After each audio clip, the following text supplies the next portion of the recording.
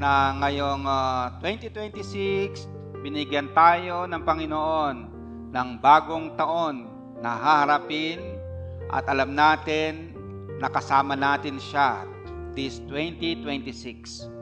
As He has been with us noong 2025, ang 2026, meron tayong kasiguruduhan that God is also with us, even our future. Kaya nga, ang title ng message this morning is, When the Future is Secured. Ang future po ng mga mananampalataya na katulad natin na sumasampalataya sa Diyos, meron tayong future at meron tayong forever. Can you say amen to that? Hallelujah! Ngayon, kung ang future natin ay secured, ang tanong, how are we now called to live? Paano tayo mamuhay ayon sa salita ng Diyos? If our future is secured, paano tayo mamuhay ngayon bilang mga anak ng Diyos? Una, turn from comparison or tumalikod sa paghahambing. Basahin natin ang sabay-sabay. Turn from comparison. Turn away from comparison. Parang sinasabi, turn away from evil. Okay, pero ito, specifically, yung kino-compare natin yung sarili natin sa iba. Dahil secured tayo sa Panginoon, why are we comparing ourselves? Sa history ng mga Israelita,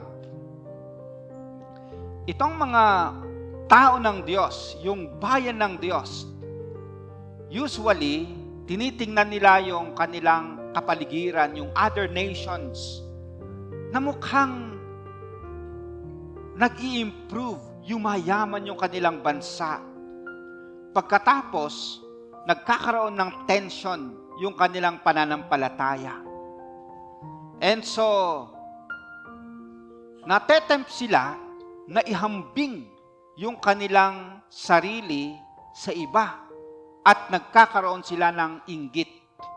Kaya tingnan po natin yung passage sa Proverbs 23:17 to 18. Pero tingnan natin yung first close. Do not let your heart envy sinners. Okay. Huwag mainggit sa mga makasalanan. Kasi nga tinitingnan nila yung bansang masasama. Bakit sila yumayaman? Yun yung kanilang question. So hinahambing nila yung sarili nila. At nagkakaroon ng inggit sa kapwa at meron silang pag-aalinlangan sa Diyos. Kumbaga parang kino-question nila kung sila ba ay pinagpapala talaga ng Panginoong Diyos. Pero sabi ng Diyos sa kanila, do not let your heart envy sinners. Sa next na slide, sabi dito, when envy takes root, gratitude withers and contentment fades. Pag ang inggit ay umugat sa puso natin, nawawalan tayo ng pagiging mapagpasalamat sa Diyos. Tapos, hindi na tayo naging kontento sa mga blessings ng Panginoon. Nagiging discontent tayo. Kaya ang paalala ng Panginoong Diyos sa kanyang bayang Israel at that time, huwag mainggit sa mga makasalanan. Many times sinasabi sa Old Testament, huwag kayong mainggit sa mga yumayaman dahil sa kasamaan. Okay? Nainggit ba tayo halimbawa sa pagyaman ni Saldico dahil sa flood control? Okay? Nainggit ba tayo sa mga Diskaya na yumaman sila dahil sa flood control anomalies? Bandang huli, nakulong sila. Pinaghahanap ng batas. Nakakainggit ba ang mga yon? Yun yung halimbawa na makikita natin dito sa Biblia, makita natin mamaya, yung kahinatnan ng mga gumagawa ng kasamaan. Kaya wag nating ikumpara ang sarili natin sa kanila. Iba tayo. Iba yung values ng mga tao ng Diyos. Halimbawa, may isang nainggit sa Psalm 73:3-4. Sa next na slide, sabi niya dito, "For I envy the arrogant, and I saw the prosperity of the wicked. They have no struggles, their bodies are healthy and strong. They are free from the burdens common to man. Therefore, pride is their necklace. They clothe themselves with violence." So isang psalmist, isang nagsulat ng salmo, inamin niya na siya'y naiinggit nung nakita niyang yumayaman yung mga masasama. Naiinggit siya. Pero makita natin yung transformation niya later. Pero ito po yung sinasabi ng salita ng Diyos. Huwag tayong mainggit sa mga masasama. Later on dito sa Psalm 73, sinabi ng psalmist na nung siya'y mapunta sa templo, na-realize niya yung kahinatnan ng mga masasama. Na parang nandun sila sa madulas na lugar at talagang madudulas sila papunta sa kapahamakan. Yun po yung nangyari sa mga gumagawa ng kasamaan. Kung hindi man sila mahuhuli ngayon, huhulihin sila ng Panginoon balang araw. Ang isang example natin sa next na slide, yung danger nitong inggit kahit sa magkapatid na katulad ni Cain at saka Abel. Yung si Cain, masama yung puso niya.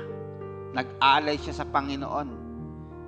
Hindi niya sinunod yung nais ng Panginoon. Hindi natanggap ng Panginoon ang kanyang alay. Si Abel, nag-alay sa Panginoon, tinanggap ng Panginoon. Dahil doon, puno ng galit at inggit itong si Cain. Ano ang ginawa niya? Pinatay niya ang sarili niyang kapatid. Very dangerous. Yung inggit at galit. Okay. So tingnan natin din. So, hindi lang sa magkapatid, may tinuro din si Jesus Christ. Even among ourselves na mga anak ng Diyos, naglilingkod sa Panginoon, sinasabi niyang huwag i-compare yung sarili natin sa iba.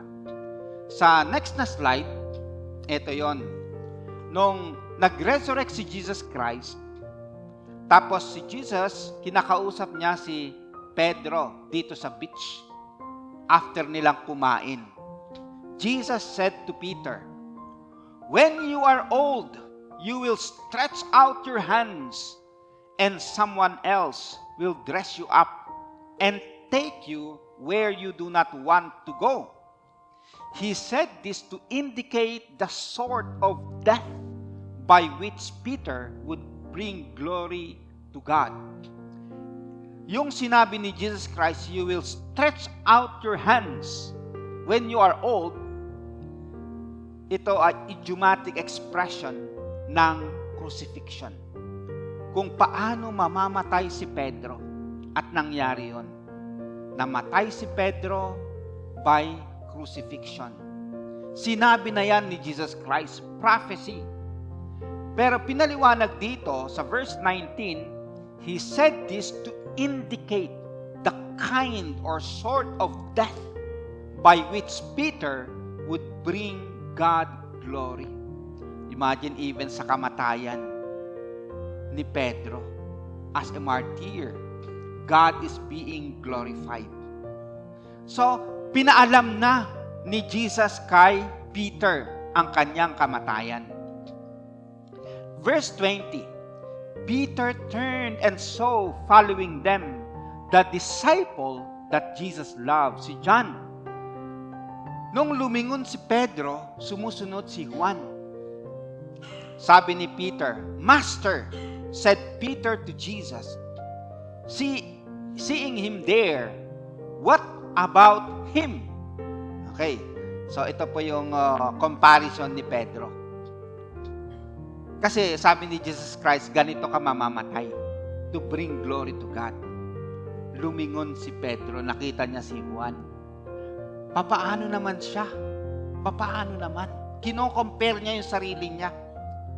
Sabi ni Jesus Christ kay Pedro, if it's my intention, replied Jesus, that he should remain here until I come, what that got to do with you?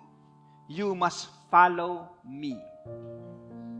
Kung gusto ko siyang mabuhay hanggang sa pagbabalik ko, what is that to you? You must follow me. Paano namatay si Pedro? Ay, si Pedro, crucifixion. Si John, by old age. Kahit anong gawin nila sa kanya, prinito siya sa kumukulong mantika, pero hindi siya namatay. He was exiled hanggang siya ay mamatay by old age. So magkaiba. Even yung kamatayan nila, magkaiba. So ang lesson dito, may kanya-kanyang tawag ang Panginoon sa bawat isa sa atin. Ang future natin ay secured, pero iba-iba rin. So walang comparison. Hindi natin dapat i-compare. Hindi natin dapat kainggitan yung ating kapatid kasi iba yung plano ng Panginoon sa kanya, iba sa akin, iba sa inyo. Can you say amen to that? Magkakaiba po mga kapatid. Ang director talaga natin na nagpaplano ng buhay natin, meron tayong Diyos. Bakit tayo Pilipino at hindi tayo Amerikano? Bakit brown tayo at hindi tayo Caucasian, puti? Bakit buhok natin ay itim? Gusto nating maging kulay ipis. Katulad ng buhok ng banyaga. Bakit? Okay. 'Di ba? Makita natin na hindi tayo ang pumili ng sarili nating identity. Meron tayong Diyos. So ganun din mga kapatid. Walang comparison dapat. Huwag nating kainggitan yung iba. Tanggapin natin ang plano ng Diyos sa atin na tayo'y Pinoy. Diba? Meron tayong awit. Tayo Pinoy. Okay. Ano pa? Pango. Okay lang. Hindi tayo kano. Okay. So, iba-iba yung plano ng Panginoon sa mundo. Isinama tayo sa plano niya na iba rin. So even sa paglilingkod, even sa ating kamatayan, katulad ni Pedro at John, magkaiba. Ang destiny natin, ang plano ng Panginoon sa atin. Pero sigurado tayo na secured tayo sa Panginoon. Kaya sabi dito, sa next na slide, basahin natin ng sabay-sabay. Beat envy by sticking to God's plan for your life and trusting His perfect timing. Okay? So, stick tayo sa plan ng Panginoon. Or minsan, merong perfect timing ang Panginoon. Okay. Ngayon, hindi pa tayo graduate. Yung iba, hindi pa graduate. Pero darating yung time, magagraduate ka rin. Katulad ni LA, dati estudyante lang yan. Ngayon, engineer na. Si Peng dati, grade 6 pa lang, makarating ako dito. Ngayon, doktora na, nagpapacheck up na ako sa kanya. So, yung mga ganon, there is timing ng Panginoon. We just entrust to God yung future natin kasi secured na sa Kanya. Dahil tayo ay Kanyang anak, Kanyang minamahal. Pangalawa po, basahin natin ng sabay-sabay. Treasure God above all. Tanging Diyos ang pahalagahan higit sa lahat. Higit sa lahat. Let God be our treasure. Inasmuch as ang daming treasure na binibigay ng Panginoon sa atin, ang daming blessings na Kanyang binibigay, huwag nating kalimutan that He is the pearl of great price. Siya talaga yung pinaka-treasure ng ating buhay. So, treasure God above all. Next na slide, sabi dito, sa passage natin, do not let your heart envy sinners, but be zealous for the fear of the Lord all day. The whole day, every day, merong tinatawag na fear of the Lord. Okay. Hindi ito yung ikaw ay nanginginig sa takot sa Panginoon, kundi high reverence. Sa next na slide, pinaliwanag dito, basahin natin ng sabay-sabay. To fear the Lord is to value God more than success, comfort, or recognition. It is a God-centered life which is the most real and secure. Okay? So, yung fear the Lord is very high respect na lahat ay isinasangguni mo sa Panginoon. Kung ito yung gagawin mo, Lord, okay ba ito? Yung kinoconsult mo ang Panginoon. It is valuing God. It is treasuring God more than success, comfort, or recognition. So this is a God-centered life. Now, yung illustration natin dito, yung sa next na slide, the elder brother obeyed outwardly, but did not treasure the father.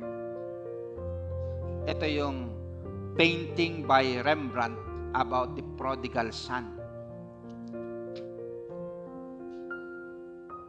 Very welcoming yung ating Ama na nasa langit, katulad ng Father na ito. Welcoming the wayward, yung alibughang anak. Yung kapatid niya, nainggit siya sa kanyang kapatid na na-welcome.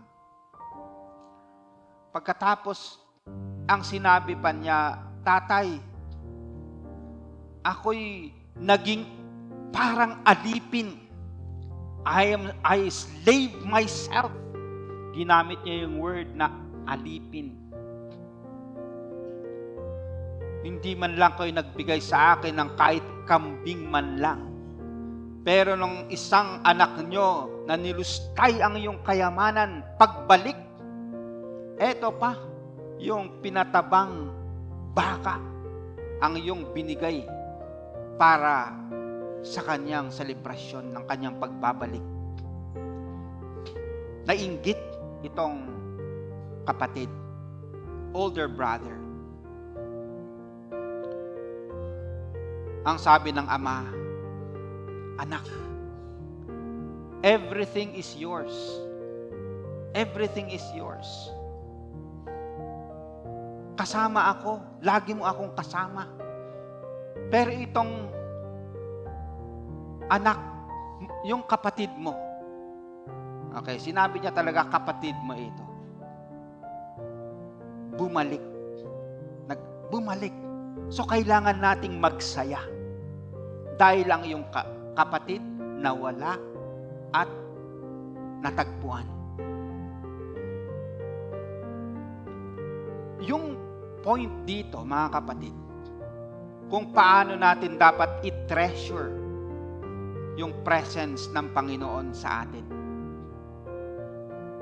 Na minsan yung mga backsliders, yung mga non-believers, hindi nila mararanasan yung kasiyahan sa presensya ng Panginoon. Yun yung tinuturo dito. Isa sa mga tinuturo is to treasure the Father. Inasmuch as ang dami niyang blessings na binibigay sa atin, huwag nating kalimutan na kasama natin siya. Always. Sa next na slide, sabi dito, when we treasure God above all, we learn to rejoice, not in what we have or lack, but in who God is and who we are to Him. Hallelujah. Pag ang Diyos yung naging treasure natin, hindi na masyado kung ano yung meron tayo or wala tayo. Kasi ang pinakamahalaga, tayo ay kasama ng Diyos. Kasama natin ang Diyos. Siya yung ating Ama. Siya yung ating nagmamahal sa atin. He is our treasure. At dalangin ko na mag-grow tayo sa ganitong perspective. Kaya itong psalmist na dating naiinggit, later on, nagbago ang kanyang perspective. Sa Psalm 73:25 to 26, basahin natin ng sabay-sabay. Whom have I in heaven but you? I desire you more than anything on earth. My health may fail and my spirit may grow weak, but God remains the strength of my heart. He is mine forevermore. Amen. Can you say amen to that? Etong dating sabi niya, naiinggit siya sa mga masasama. Pero ngayon, na-realize niya, yung kahihinatnan ng mga masasama, mapaparusahan sila. Bandang huli, na-realize niya kung anong meron siya. Wala man siyang kayamanan katulad ng mga masasama, ang the best na kayamanan niya ay ang Diyos. Ang Diyos ang kanyang kayamanan.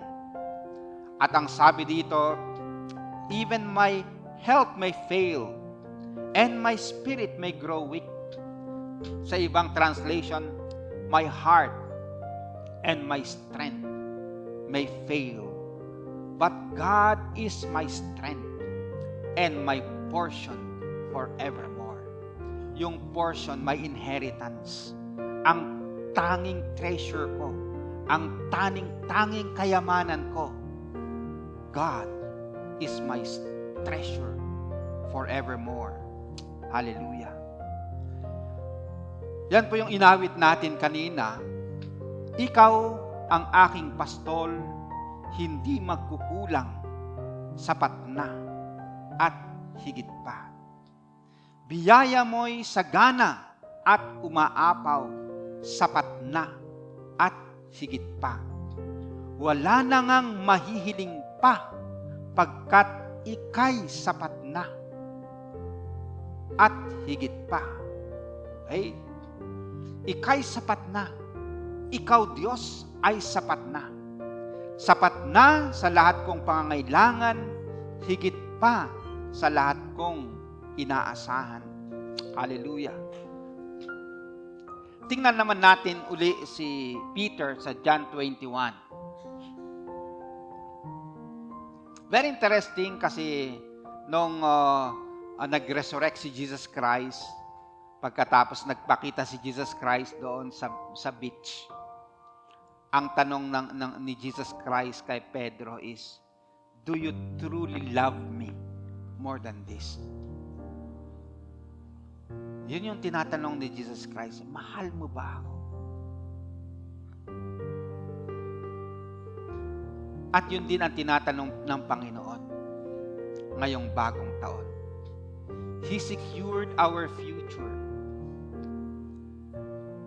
Ang tanong niya, gaano natin siya kamahal? Kung siya ba yung pinaka-treasure talaga natin? 3 beses niyang itinanong kay Pedro. So, gusto ng Panginoong Jesus na siya yung number 1 na mamahalin natin.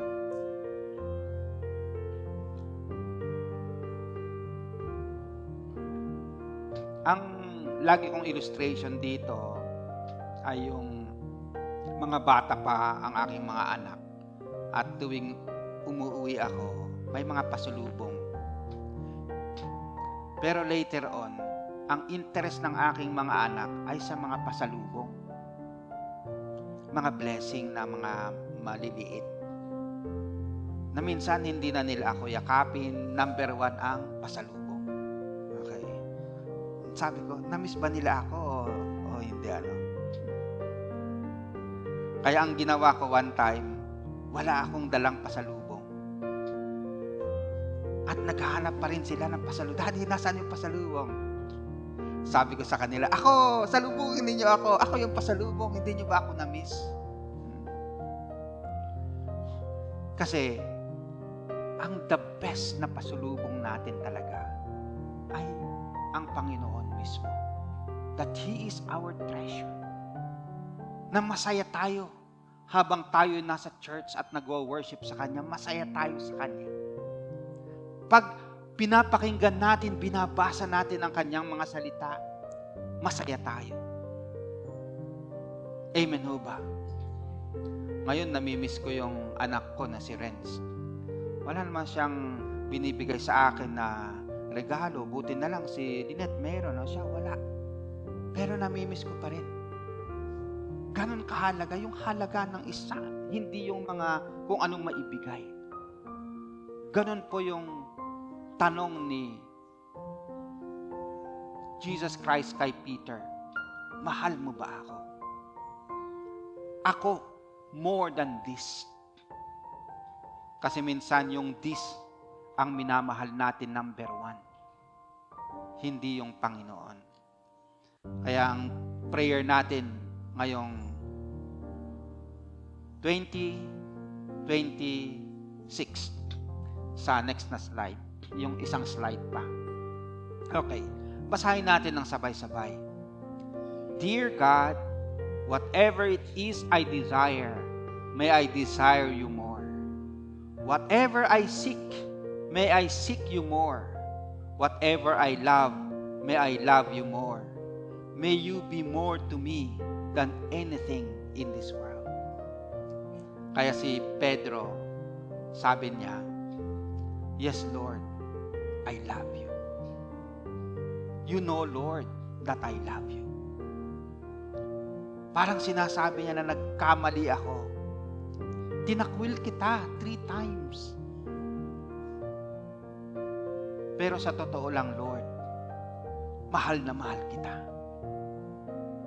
At ganun din tayo mga kapatid, may maraming mga failures tayo sa Panginoon. Pero kung sisiyasasin natin yung puso natin, talagang mahal natin si Lord. Can you say amen to that? Katulad tayong si Pedro na minsan nagkukulang, pero bandang huli babalik tayo at sabihin natin, Lord, yes Lord, I love you.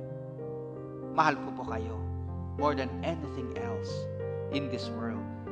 Kaya yun yung prayer natin, may you be more to me than anything in this world.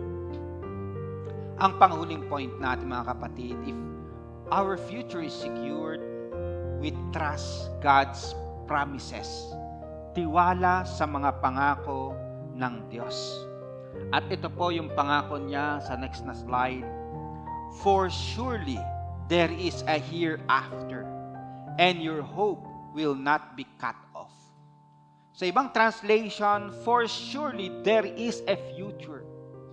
May future ang mga anak ng Diyos. This promise of God is rooted upon His covenant to His people. God cares now and in the future. This is in contrast to the temporary ill-gotten wealth of the wicked. Kaya sinasabi, do not envy sinners. Kasi itong mga sinners, minsan yumayaman sila dahil ang tinatawag dyan is temporary ill-gotten. Okay, anomalous yung ginawa nila. Pero itong future ng mga mananampalataya, anak ng Diyos, hindi lang temporary. Ito ay pangmatagalan. Hallelujah. Next slide, hope anchored in God's promises steadies our hearts. We can wait, endure, and remain faithful because God's future is certain. Pwede tayong maghintay, mag-endure, maging tapat, anumang sitwasyon. Kasi tayo ay nagtitiwala pa rin sa mga pangako ng Panginoon. Sa next na slide, Psalm 139 verse 16, si David ang nagsalita nito. At nung namatay yung tatay ko last November, pinanghawakan ko ito. As we are processing yung loss, yung pain of death eto, pinaprocess. Through this verse, minemeditate ko. Ang sabi ng psalmist, all the days ordained for me were written in your book before one of them came to be. Si David mismo ang nagsabi nito na ang direktor ng buhay niya ay ang Panginoong Diyos. All the days ordained for me, nakasulat na sa libro ng Panginoon. Kaya nung namatay yung tatay ko, sabi ko, hanggang doon lang yung kanyang buhay na isinulat ng Diyos sa kanyang libro. 83, sabi ko, mahaba na rin yun. Praise the Lord. To think na ang tatay ko ay naging lasenggo nung mga bata kami, siya ay naging chain smoker, kaya nagkaroon siya ng emphysema. Pero humaba pa rin ang kanyang buhay dahil nakakilala siya sa Panginoon. Pagkatapos nagbago siya, even yung kanyang lifestyle nagbago. Binago siya ng Panginoong Diyos. So, in this I was comforted dahil may direktor ng buhay natin, ang Panginoong Diyos. So, even yung future natin, even yung kamatayan natin, nakasulat na. Meron nang nagplano. Pero hindi lang ang buhay natin ay pangmundong ito. May sinabi si Pedro, 1 Peter 1:3-4, basahin natin ng sabay-sabay. Praise be to the God and Father of our Lord Jesus Christ. In His great mercy, He has given us new birth into a living hope through the resurrection of Jesus Christ from the dead, and into an inheritance that can never perish, spoil, or fade. Yun po yung inheritance natin. Meron tayong living hope dahil kay Jesus Christ. Ang buhay natin ay yes sa mundong ito, pero hindi lang sa mundong ito. There is afterlife. There is future life para sa mga mananampalataya. Si Paul, nung nire-reflect niya yung future ng mga Christians, sa 1 Corinthians chapter 15, yung resurrection ni Jesus Christ, then later on, yung resurrection ng mga mananampalataya, yung future hope ng mga mananampalataya. Sabi niya, si Jesus Christ siguradong nag-resurrect at maraming nakakita.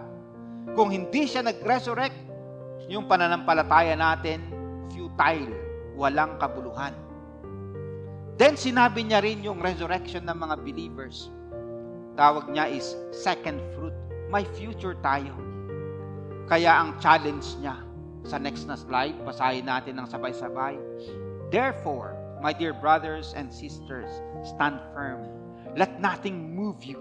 Always give yourself fully to the work of the Lord, because you know that your labor in the Lord is not in vain. At yun po yung message natin this new year. Magpanibagong lakas at sigla tayo sa paglilingkod sa Panginoon. Kasi ang future natin secured na. Can you say amen to that? Magpanibagong lakas sa paglilingkod sa Panginoon. Magpanibagong saya sa Panginoon ngayong 2026, because everything, yung buhay natin, yung future natin, secured sa Panginoon. Kasi kasama natin siya always. Hallelujah. Even today, as we do the communion, kasama natin siya.